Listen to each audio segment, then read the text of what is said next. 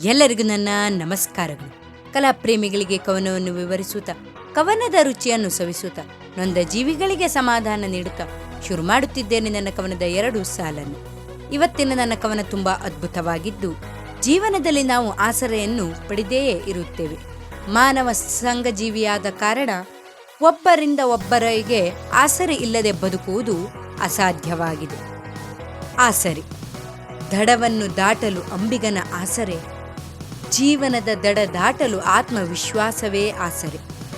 ಜೀವನದ ದಡ ದಾಟಲು ಆತ್ಮವಿಶ್ವಾಸವೇ ಆಸರೆ. ಮಕ್ಕಳಿಗೆ ಅಮ್ಮನ ಪರಿಶುದ್ಧ ಪ್ರೀತಿಯೇ ಆಸರೆ. ಮಕ್ಕಳಿಗೆ ಗುರುವಿನ ಮಾರ್ಗದರ್ಶನವೇ ಆಸರೆ. ಮಳೆಯಲ್ಲಿ ನೆಂದವನಿಗೆ ಮನೆಯೇ ಆಸರೆ. ಕಷ್ಟದಲ್ಲಿರುವವರಿಗೆ ಸಹಾಯವೇ ಆಸರೆ. ಕಷ್ಟದಲ್ಲಿರುವವರಿಗೆ ಸಹಾಯವೇ ಆಸರೆ. ಜೀವನದಲ್ಲಿ ನೊಂದವನಿಗೆ ಸ್ಫೂರ್ತಿಯ ಮಾತುಗಳೇ ಆಸರೆ. ಕಾದ ಭೂಮಿಗೆ ಮುತ್ತಿನಂಥ ಮಳೆಯೇ ಆಸರೆ. ಕಾದ ಭೂಮಿಗೆ ಮುತ್ತಿನಂಥ ಮಳೆಯೇ ಆಸರೆ. ಜೀವನದಲ್ಲಿ ಆಸರೆ ಎಂಬುದು ತುಂಬಾ ಮುಖ್ಯ. ಆಸರೆಯಿಂದ ನಮ್ಮ ಜೀವನ ಸಾರ್ಥಕ. ಸರಿಯಾಗಿ ನಿಭಾಯಿಸಬೇಕು ನಮ್ಮ ಕಾಯಕ. ಆವಾಗ ಆ ಆಸರೆ ಒಂದು ರೀತಿಯ ಸ್ಫೂರ್ತಿದಾಯಕ.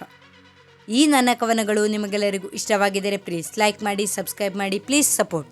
ಹಾಗೆ ನಾನು ಮುಂದೆ ಯಾವ ರೀತಿಯ ಕವನವನ್ನು ಬರೆಯಬೇಕೆಂದು ಪ್ಲೀಸ್ ಕಮೆಂಟ್ ಬಾಕ್ಸಲ್ಲಿ ತಿಳಿಸಬೇಕೆಂದು ವಿನಂತಿಸುತ್ತಿದ್ದೇನೆ.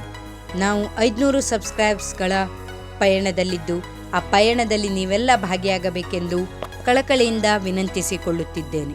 ನನ್ನ ಕವನಗಳು ನಿಮಗೆ ನಿಜವಾಗಿಯೂ ಇಷ್ಟವಾಗಿದ್ದರೆ, ನಿಮ್ಮ ಮನವನ್ನು ಮುಟ್ಟುತ್ತಿದ್ದರೆ ಪ್ಲೀಸ್ ಕಮೆಂಟ್ ಮೂಲಕ ತಿಳಿಸಬೇಕೆಂದು ವಿನಂತಿಸುತ್ತಿದ್ದೇನೆ. ಇನ್ನು ಉತ್ತಮವಾದ ಅದ್ಭುತವಾದ ವಿಡಿಯೋಗಳ ಮೂಲಕ ತಮ್ಮ ಮುಂದೆ. ಧನ್ಯವಾದಗಳು.